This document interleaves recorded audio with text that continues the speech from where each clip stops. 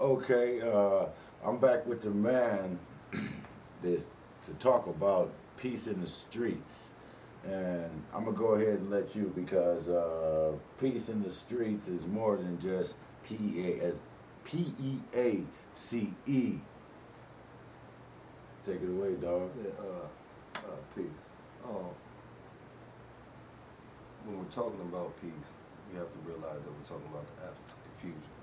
And one thing that stems in a confusing state is if your environment and everything in it is confused, then you really can't have peace. And how many of us out here are just walking and living and parts of walking and surviving and not really living because they don't understand how to alleviate that confusion? Well, what I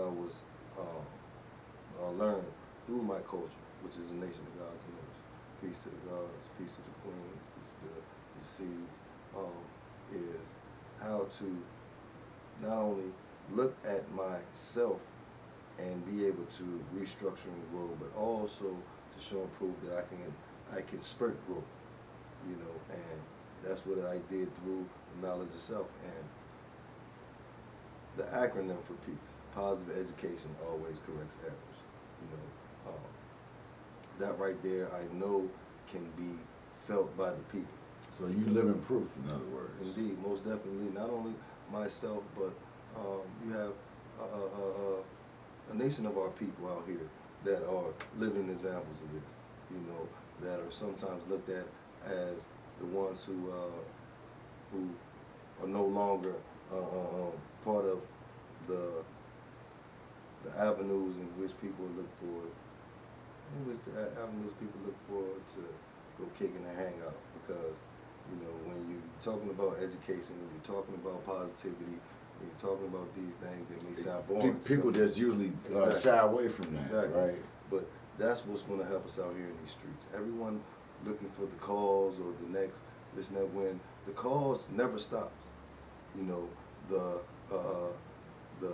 deaths, the mutilations, the rapes, the simple littering is not stopping just by individuals looking and talking about it. No, you have to do it. And when you have positive education and it starts a avenue of moving in a light that is so bright that sometimes people shun away to look at it first. But they'll understand that why you radiate that light. And we need this in these streets. We need to build these peaceful zones, because that's what's going to do that. And I'm talking about even from these churches, from these rec centers, all the way to the bars, to the after hours. They have to be peaceful zones, because all these people hold people. And these people need to come and be able to understand that when they're here, they want to have a good time and do it in peace. So the establishment has to hold up the responsibility of being able to show and prove that they can hold up that peace. And that's why, they look at me and they say, well, they think that the humbleness sometimes promote weakness. Right. And, I would like to say that I'm a firm advocate of self-defense, and I'm a firm advocate of self-offense. So, I have, because I understand that sometimes you can't just wait to just be smacked. You have to already see the swing before it's coming. You know what I'm saying? Even if it's, what as the chess players say, 4 or 5 steps away, you have to be thinking. That's how much we have to be thinking, men and women out here. Because if we're not, then we're going to still be in that confusion. So when you have that positive education, and it always will correct any error, regardless on what you're going through now, what you have been going through, is found within self, because that's the only way you're going to find it. Once you settle that confusion within and put it in the place in which it no longer radiates, or the symbiote has been removed and put into a storage facility, because you got to know what it is that confusion is. You have to know it in order not to have it. Because negative is nothing. Exactly. And that's why, I'm gonna have to say this. No, negative is not nothing. What I'm saying, you're negative, right. negative is a aspect of the, what the word I want to say? I don't want to say the recessive. That's it.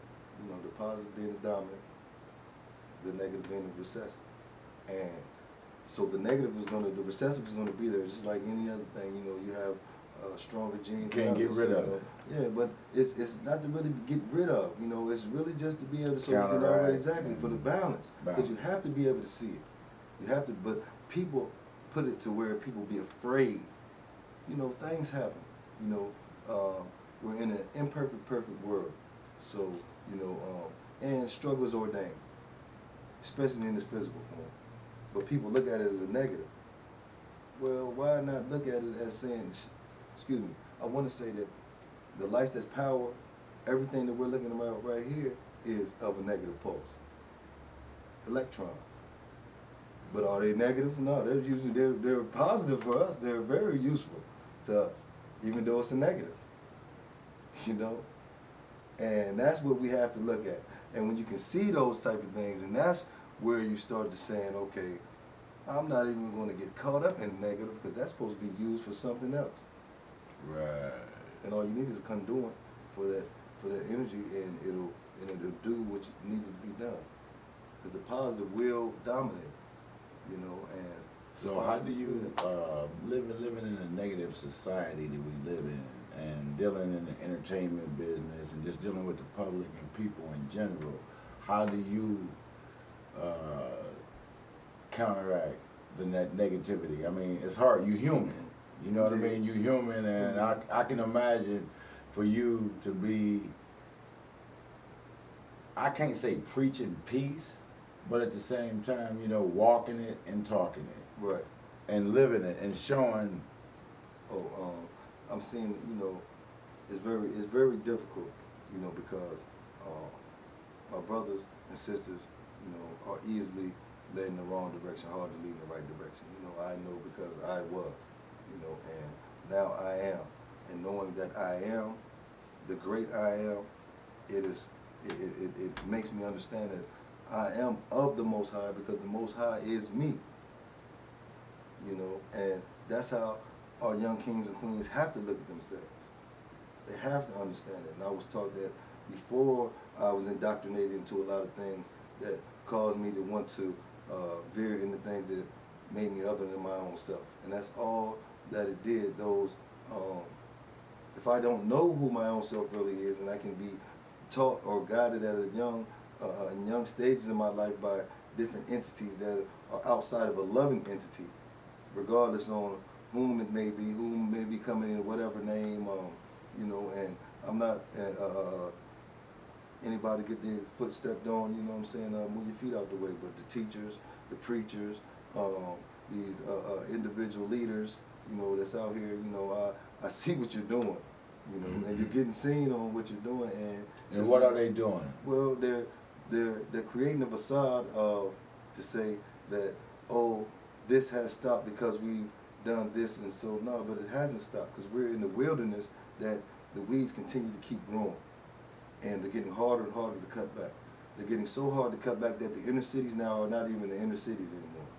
You know, you see what's going on with. So why are they growing so wild and, you know, rampant and everything? Because all the horticulturists don't know the horticulturists.